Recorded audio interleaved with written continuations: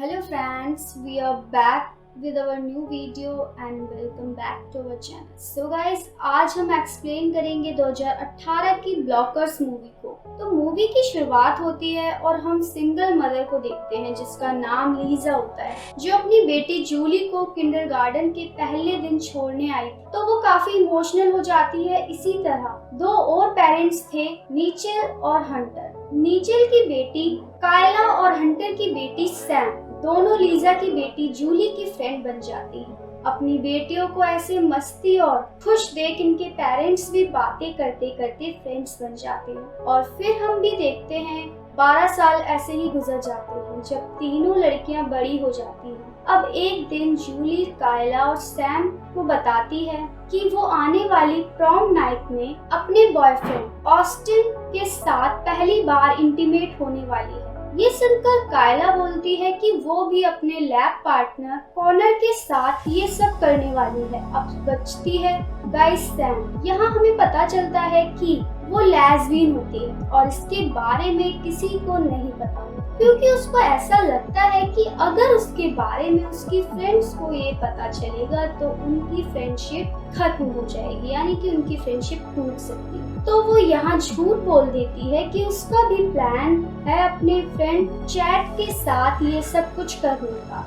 ये सुनकर जूली एक चैट ग्रुप बनाती है ताकि वो प्रॉम नाइट के लिए प्राइवेट बातें कर सके। वहीं लीजा, नीचेल और हंटर प्रॉम नाइट से पहले सभी बच्चों के पेरेंट्स के साथ पार्टी करते हैं और जब पार्टी खत्म हो जाती है तो सब चले जाते हैं। तो इनको अपने बच्चों का बनाया हुआ प्राइवेट चैट ग्रुप मिलता है जिसमें उन्होंने इमोजी कोड में बात हुई होती है, यानी उस ग्रुप में इनके बीच इमोजी कोड में बात हुई होती है। ये देखकर नीचेल और लीजा को कुछ समझ नहीं आता, लेकिन हंटर समझदार होता है। वो समझ जाता है कि उनकी बेटियां प्रॉम नाइट पर इंटीमेट होने वाली है। हंटर ये सब नीचेल और लीजा को बताता है कि उनकी बेटियां ऐसा करने वाली है। अब ये सब सुन वो परेशान हो जाते हैं, लेकिन यहाँ हंटर परेशान नहीं था और उनके पूछने पर वो बताता है कि मेरी बेटी सैम लेस्बियन है, इसलिए वो लड़के के साथ इंटीमेट नहीं होगी। ये सुनकर वो दोनों हैरान हो जाते हैं और तभी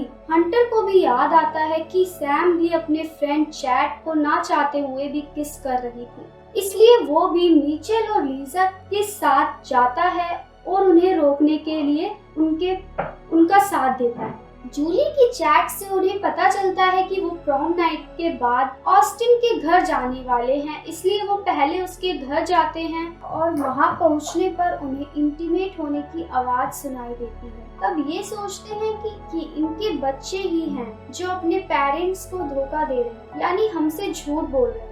लेकिन तभी ये सुकून की सांस लेते हैं जब इन्हें पता चलता है कि वो तो ऑस्टिन के मॉम डैड जो मजे कर रहे थे। ये तीनों उनसे ऑस्टिन के बारे में पूछते हैं तो रोन यानी ऑस्टिन के फादर बताते हैं कि वो लोग उसके लेक हाउस पर मजे कर रहे होंगे। तो वो लेक हाउस का एड्रेस पूछते हैं तो यहाँ रोन बोलता है कि नहीं, वो अपने बेटे की रात को खराब करने नहीं देगा और वहाँ से सभी को निकाल देता है। वहाँ से जाते हुए नीचेल को याद आता है कि लेक हाउस के एड्रेस के बारे में शायद उसकी वाइफ को पता हो। वो जल्दी से उसकी वाइफ तक पहुँचते हैं तो उसकी वाइफ उन्हें ओवर प्रोटेक्टिव देखकर उन्हें एड्रेस देने से मना कर देती है। इसके बाद ये शहर में हो रही सभी प्रॉम नाइट में जाकर देखने का डिसाइड करते हैं, लेकिन ये कई जगह जाकर देखते हैं तो इन्हें वो नहीं मिलते। पर जहाँ पर इनके बच्चे थे वहाँ कुछ बदमाश बच्चे मिलकर इनकी रैगिंग करने लगते हैं और इसी चीज का फायदा उठाकर इनकी बेटियां अपने बॉयफ्रेंड्स के साथ वहाँ से भाग जाती हैं और ये खाली हाथ ही अब घर की तरफ जाते हैं। लेकिन एक जगह इनकी गाड़ी का एक्सीडेंट हो जाता है तो ये वहाँ खुद को दोषी ठहराते हैं। नीचेल बोलता है वो हमेशा से अपनी बेटी को लेकर ओवर प्रोटेक्टिव रहा है, उसने हमेशा यही समझा कि उसकी बेटी अभी बच्ची है। वहीं हंटर बोलता है कि वो अपनी वाइफ से अलग होने के बाद अपनी बच्ची पर ज्यादा ध्यान नहीं दे पाया। इसके बाद लीजा भी बोलती है कि वो भी अपनी बेटी से बहुत प्यार करती है, वो पढ़ाई के लिए कैलिफोर्निया जाना चाहती लिए, पर वो नहीं चाहती कि वो उससे दूर जाए। यहाँ सभी काफी परेशान थे और उन्हें कुछ समझ नहीं आता, लेकिन इसी बीच उन्हें याद आता है कि ऑस्टिन के डैड ने उन्हें बताया था कि वो और ऑस्टिन एक दूसरे से कुछ भी नहीं छुपाते, पल पल की खबर एक दूसरे को देते रहते हैं। तो ये जल्दी से ऑस्टिन के घर जाते हैं, लेकिन वहाँ इन्हें रोन और कैथी यानी ऑस्टिन की मदर ब्लाइंड सेक्स गेम खेलते दिखाई देते हैं और इन्हें मजबूरी में इनके गेम में शामिल होना पड़ता है। और कुछ देर बाद रोन के फोन से इन्हें पता चल जाता है कि ऑस्टिन और इनके बच्चे इस टाइम एक होटल में हैं। ये जानने के बाद होटल में कायला ये रियलाइज करती है कि वो प्यार के बिना सिर्फ मजे के लिए इंटीमेट नहीं होना चाहती, ये गलत है। वहीं सैम भी चैट के साथ इंटीमेट होने की कोशिश करती है पर नहीं हो पाती। इसी बीच ये तीनों भी होटल पहुंच जाते हैं। मिचेल अपनी बेटी के रूम में जाकर उसके बॉयफ्रेंड को उठाकर फेंक देता है।